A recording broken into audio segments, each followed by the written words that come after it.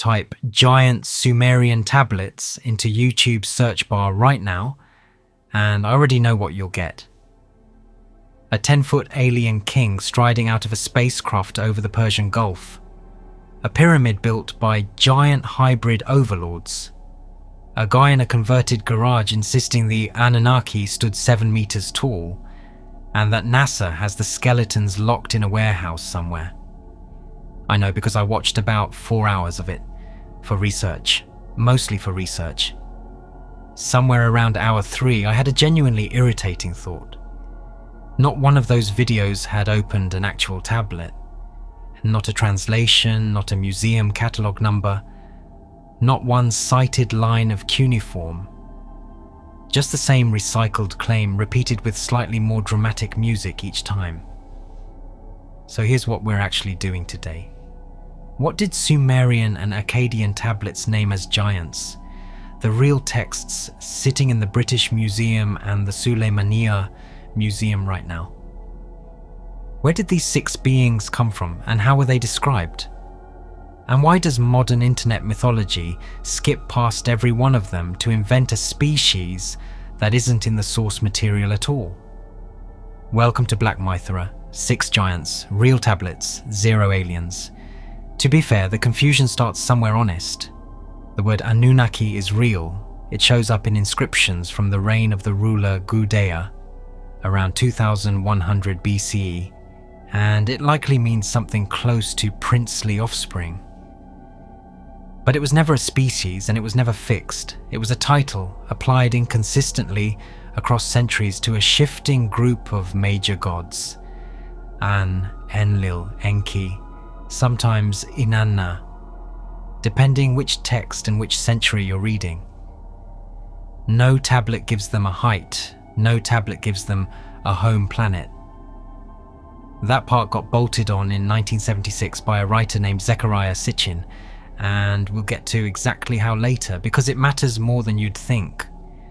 What Sumerian and Akkadian scribes actually wrote about, in specific and repeated detail, were individually named beings whose scale was the entire point of the story. Not gods ruling calmly from the sky, monsters, guardians, and primordial leftovers whose size got described the only way Bronze Age poets knew how. Not in meters, since that unit didn't exist for them yet, but in effect. A river boils, a boat capsizes under a hail of thrown stone. A forest floor shakes under something breathing on the other side of the trees. A serpent stretches 50 leagues, and the sea itself gave birth to it. Is that the same thing as a Nephilim, the so-called giants of Genesis?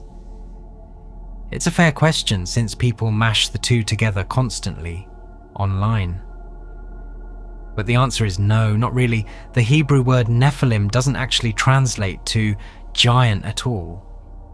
That reading crept in through later Greek and English translators, largely off one line in the Book of Numbers, where scouts describe the size of local inhabitants by saying they felt like grasshoppers standing next to them. That's a comparison, a bit of scout hyperbole, not a species classification, and it happened well over 1,000 years after most of the tablets we're covering today were already buried under collapsed mud brick in Mesopotamia. It's also worth separating these 6 from the huge general population of Mesopotamian demons. The Utuku, the Galu, the Rabisu, the lurking mostly nameless spirits that incantation tablets describe, attacking one person at a time, usually at night, usually near a sick bed. Those spirits get an entire different kind of tablet, closer to a medical chart than an epic. The 6 beings we're covering today sit in a different category entirely. Named individuals given their own poems, blamed for problems too large for a single incantation to fix. A flood, a stolen tablet of cosmic lore, a forest that used to have a guardian and suddenly doesn't.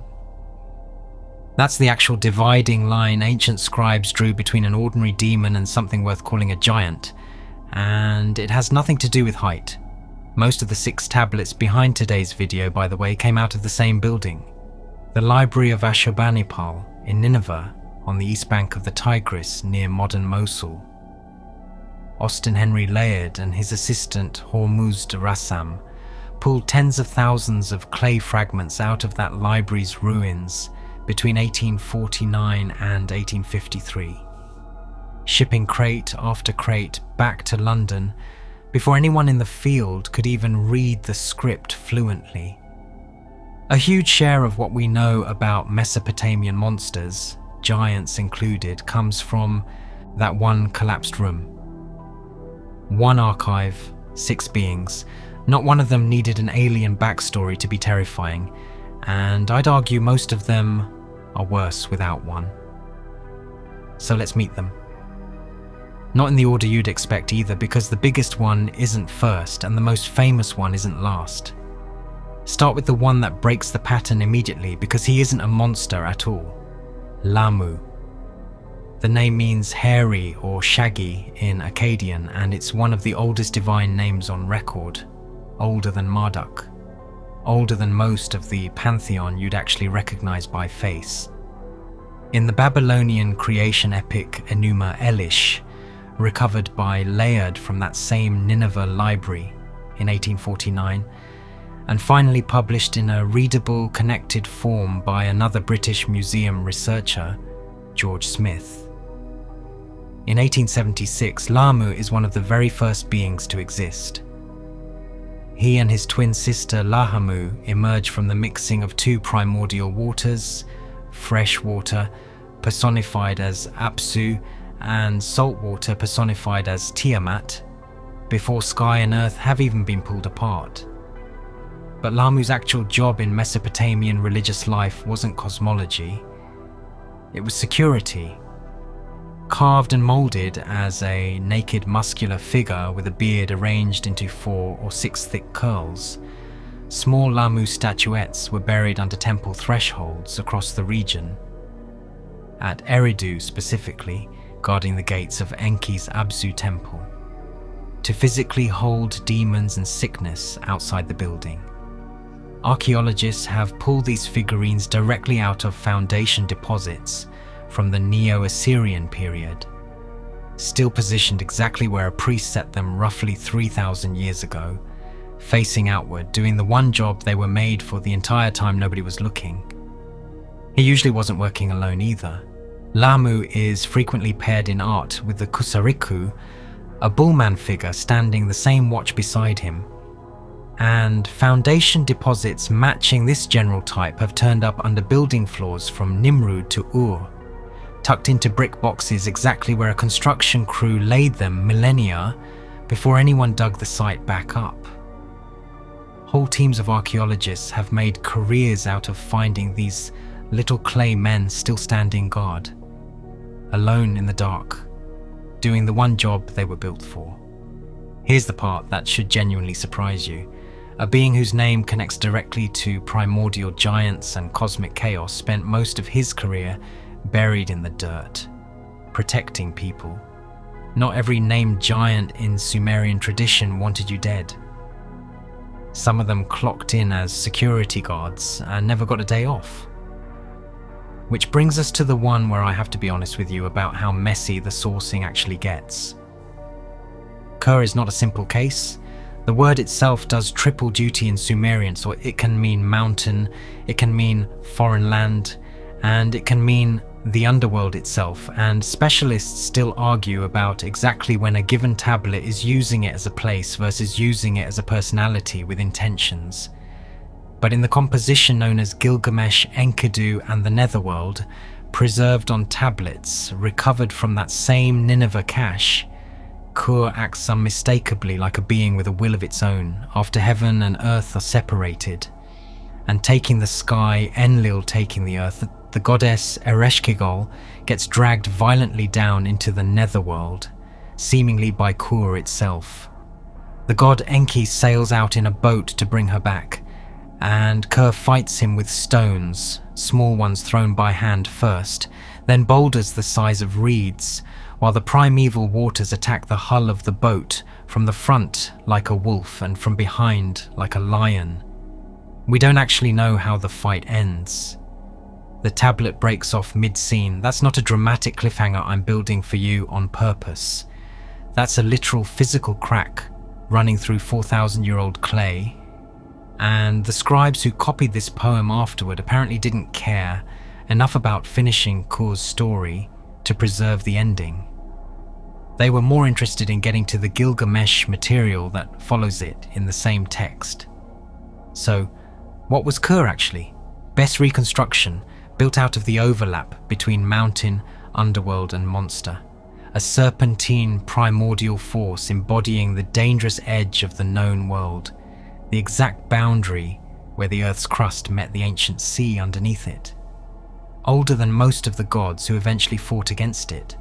And even that answer comes stapled with an asterisk because we're working from a broken tablet and a word that meant 3 different things, depending on which scribe happened to be holding the stylus that particular afternoon.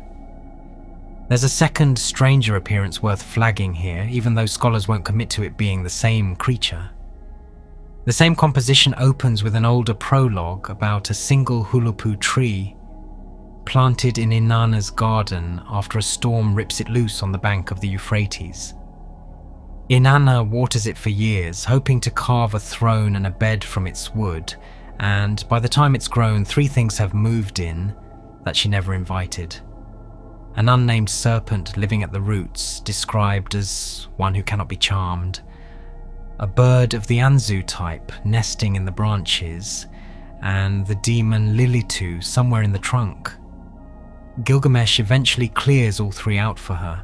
Whether that root serpent is meant to be Kur, under a different description, is genuinely disputed.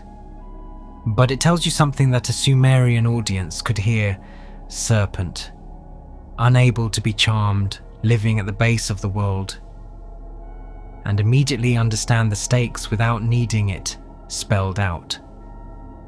If Kur is genuinely uncertain, Asag is the opposite. Grotesquely, specifically, almost gleefully described. Asag, sometimes spelled Azag, appears in the Sumerian poem Lugal-e, The Exploits of Ninurta, and the text does not hold back on him. He's the son of the sky god An and the earth goddess Kai, born needing no wet nurse, arrogant, hideous and so repulsive that his mere presence makes fish boil alive in the rivers around him. Read that again. Not the water grew warm. The fish cooked. That's how a Bronze Age poet communicates a threat level that doesn't have a numbered scale to measure it against yet. Asag didn't fight alone either. He mated with the Kur, the mountains themselves, in this specific reading, clearly meaning the physical Zagros range to Sumer's east, and fathered an entire army of stone offspring. Pebbles, flint, boulders, all of it animated and hostile and marching. Some scholars read the whole myth as a coded expression of lowland Sumerian anxiety about raiders coming down out of the Zagros highlands, which would make Asag less a monster summoned from nowhere and more a nightmare assembled directly out of Sumer's actual geographic everyday fear. Here's the moment the poem actually lingers on. Ninurta approaches alone and Asag doesn't retreat or hide behind his stone army first. He speaks. He mocks Ninurta's youth, boasts that no father claims him and no wet nurse ever raised him, and the ground under both of them is already littered with the corpses of fish that boiled simply because he walked past the riverbank on his way to the fight. That's the image the scribes chose to spend their limited clay on. Not a wall of monsters clashing, but one arrogant, newborn strong demon talking down to the god sent to end him seconds before losing everything. He lost eventually to the warrior god Ninurta, who carried a mace named Sharur into the fight, an enchanted weapon that could reportedly talk back to him mid-battle, which is either terrifying or, honestly, a little exhausting to imagine managing while you're also fighting a stone army. Ninurta piled Asag's defeated army into heaps afterward and used the rubble to build actual mountains. redirecting the region's rivers toward the Tigris and Euphrates in the process. Sumerian monster stories have a habit of ending in infrastructure projects. Kill the chaos, get irrigation out of it, and that's when the tablets go bigger. Much bigger. The slaying of Labu survives only in fragments, one old Babylonian copy, one much later Assyrian version pulled again from Ashurbanipal's library. And neither copy has a single fully intact line running start to finish. What we can reconstruct describes a serpent born directly from the sea, engineered at the god Enlil's design, apparently as a punishment against a noisy humanity in roughly the same spirit as the flood in the Atrahasis myth. Its size, depending on which fragment and which scholarly reconstruction you trust, runs either 50 leagues as a creature called a Bashmu or 60 leagues as a Mushasu, the same horned dragon type you'll recognize centuries later from the glazed brick reliefs lining Babylon's Ishtar Gate. 50 leagues works out to something like 150 miles. Before Godzilla, before Cloverfield, before any modern kaiju ever stomped across, a movie screen, an Akkadian scribe had already described a monster too large for one ordinary sentence to hold, and did it using a fraction of the word count a modern screenwriter would need. The god who eventually kills Labu is Tishpak, patron deity of the city of Eshnunna in the Diyala region, and the myth doubles conveniently as political propaganda while it's at it. Tishpak wasn't Eshnunna's original god. He displaced an older deity named Ninasu, and defeating a sea monster of this size is, not coincidentally, exactly the kind of resume line that justifies a brand new god taking over as a city's official protector. This is also where the Mesopotamian thread stops being a Mesopotamian story exclusively. The same basic shape, a storm god killing a sea serpent to earn kingship, resurfaces almost beat for beat in the Canaanite Baal cycle, where Baal defeats the sea god, Yam, and again in the biblical poetry that has Yahweh crushing Leviathan and Rahab to establish the world's foundations. Scholars generally treat these as related regional variations rather than direct copies. Spreading across the Near East over centuries the way a folk tune changes key as it travels between towns. Labu, sitting quietly in two damaged Akkadian tablets, may well be the oldest surviving version of a story that a huge stretch of the ancient world eventually told about itself. Which leads us to the next question. What happens when the giant isn't fighting a god, but robbing one instead? Anzu, sometimes written Anzu, sometimes misread in older scholarship as simply Zu, appears as a massive fire-breathing, lion-headed eagle, first attested in Sumerian sources as early as the Ur-3 period, around 2100 BCE. The fullest surviving version, the standard Babylonian epic of Anzu, tells us that while the god Enlil is bathing, Anzu seizes the tablet of destinies directly out of Enlil's own sanctuary. The physical object recording the fate of gods, kings, and the world itself. That's not theft for profit. That's a coup, executed by an oversized bird while the head of state was in the bath. Whoever holds the tablet of destinies effectively controls the entire divine chain of command, and for one uncomfortable stretch of the story, a giant lion eagle is running the universe. No other god particularly wants the job of getting it back. Ninurta finally takes the assignment, tracks Anzu down, fails once and then kills him and returns the tablet to Enlil, restoring precisely the order Anzu had briefly flipped upside down. Picture the actual moment the poem sets up. Enlil steps into the water to bathe, sets his crown and his divine regalia down beside the tub, the way anyone sets down their glasses before washing their face.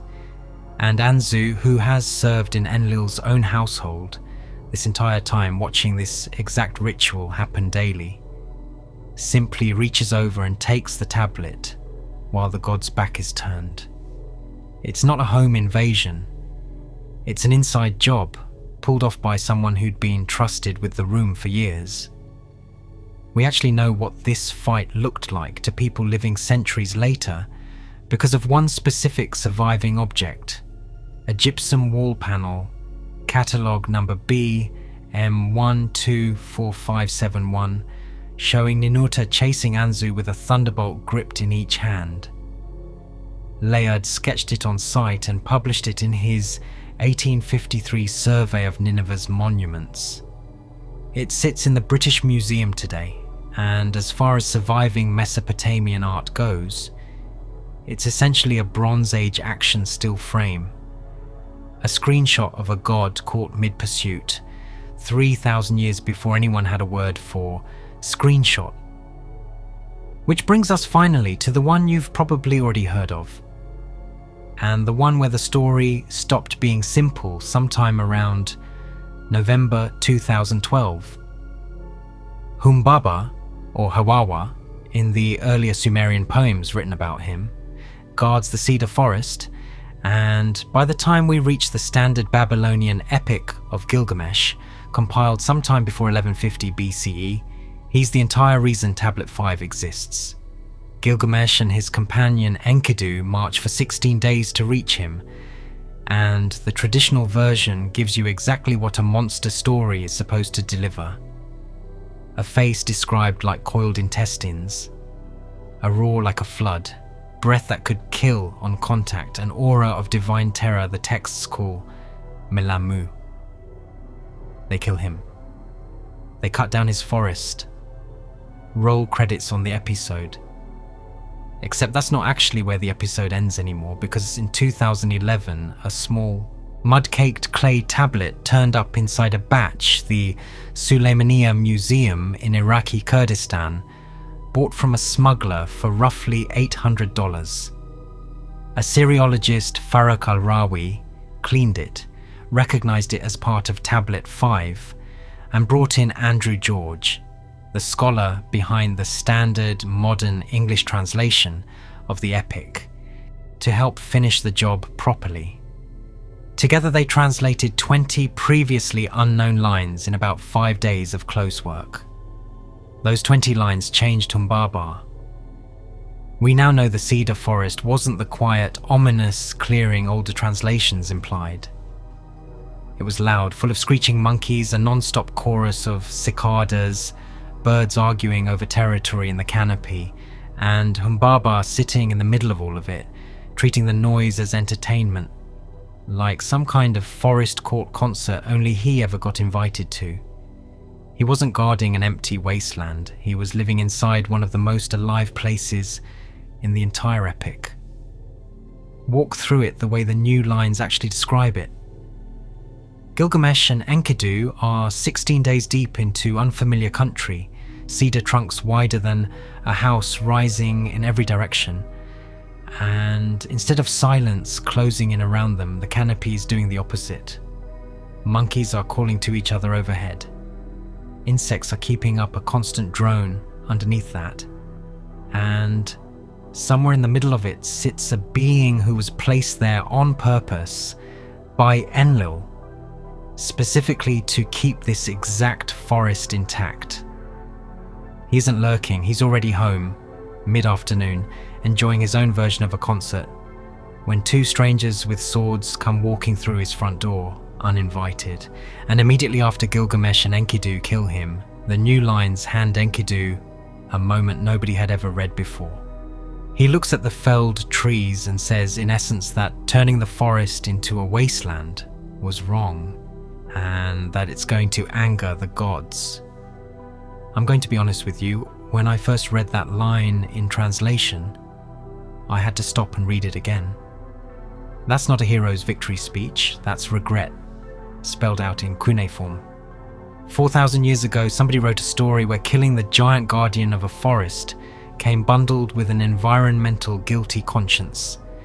And that detail sat buried in the mud for 3,000 years until a smuggler in Iraq sold it back into the light almost by accident.